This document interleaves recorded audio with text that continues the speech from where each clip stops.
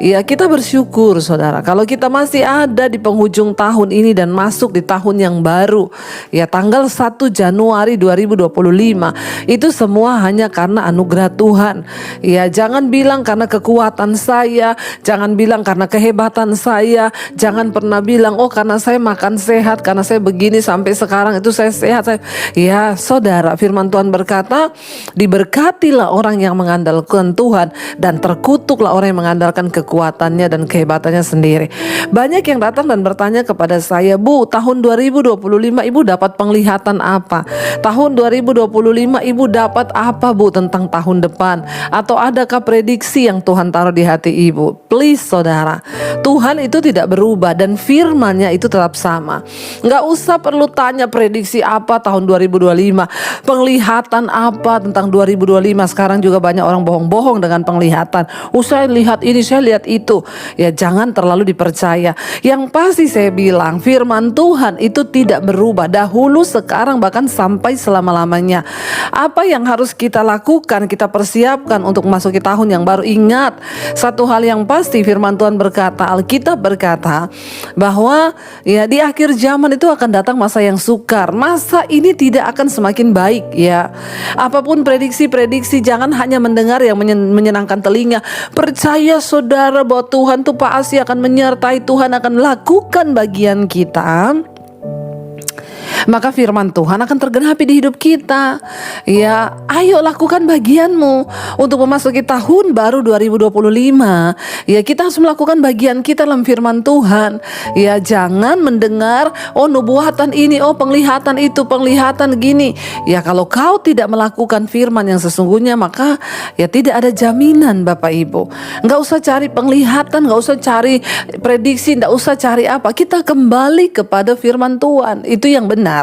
Nah, hari ini saya pengen sampaikan saudara, apa yang harus kita lakukan di tahun 2025 ini supaya hidup kita ini tentunya semakin berkenan pada Tuhan. Ya, jangan cari-cari berkat, jangan cari kaya, jangan cari uang, jangan cari apapun, tapi kita cari perkenanan Tuhan. Ya, saya selalu ya kasih tahu hanya firman saja, dan hari ini saya kuat sekali Tuhan taruh di sini. Ya, apa menjadi ayat pegangan kita di tahun 2025 itu? Matius pasal 6 ayat 33. Ini ayat hafalan. Apa di sana dikatakan? Tetapi carilah dahulu kerajaan Allah dan kebenarannya, maka semuanya itu akan ditambahkan kepadamu. Ya, carilah dahulu kerajaan Allah dan kebenarannya. Jangan hanya fokus saudara bagaimana saya sukses di tahun 2025. Jangan hanya fokus bagaimana saya bisa beli rumah tahun 2025. Jangan fokus bagaimana saya bisa beli mobil tahun 2025. Kalau Anda salah dan gagal fokus, maka Anda tidak akan menemukan apapun. Yang ada hanya kegagalan, kegagalan, dan kegagalan. Karena firman Tuhan berkata, terkutuklah orang yang mengandalkan manusia. Lalu apa saya nggak perlu punya keinginan, Bu? Apakah saya tidak perlu punya kerinduan? Apa saya nggak perlu punya cita-cita? Perlu ya. Apakah saya nggak perlu bekerja? Harus bekerja.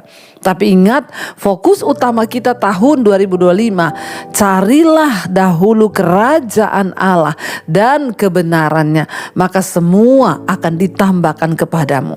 Kenapa saudara kita nggak boleh cari hal-hal duniawi ini? Kalau kita kan masih ada di dunia, Bu, memang benar. Tapi kalau saudara pengen tahu ayat Matius pasal yang ke-6 dikatakan ya, ayat yang ke 31. Ya, di sana firman Tuhan ini berkata ini, sebab itu janganlah kamu khawatir dan berkata, apakah yang akan kami makan? Apakah yang akan kami minum? Apakah yang akan kami pakai? Ya, semua itu dicari bangsa-bangsa yang tidak mengenal Allah. Jadi kalau fokus hidup saudara tahun 2025 adalah cari ya apa yang mau dimakan, apa yang mau dipakai, ya mendandani hidup, mau cari rumah, cari ini, cari itu, cari ini, cari itu, semua hanya tentang kesenangan diri, maka Anda gagal fokus.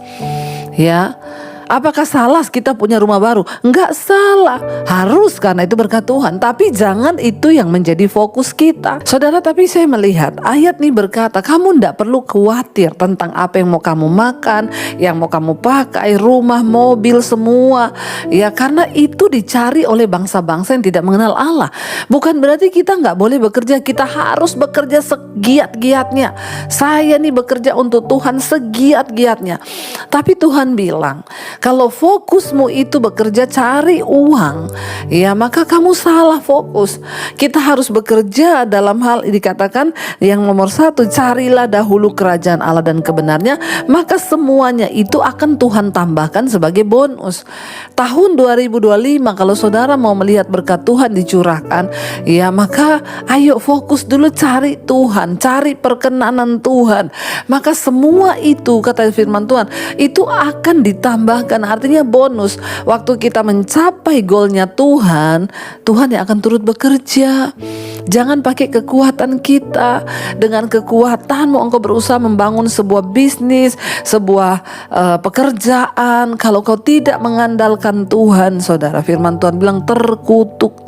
Engkau membawa pulang hasil banyak, tapi kau tidak makan kenyang. Ya, kenapa? Karena engkau taruh itu untuk upah di pundi-pundi yang berlubang, bocor. Di sana dikatakan bahwa kalau kita ini cuma sibuk memikirkan apa yang kau pakai, apa yang kau makan, rumah, mobil, kekayaan, semua itu dicari oleh bangsa-bangsa yang tidak mengenal Allah. Kalau engkau fokus pada perkara-perkara itu, berarti kau tidak mengenal Tuhan.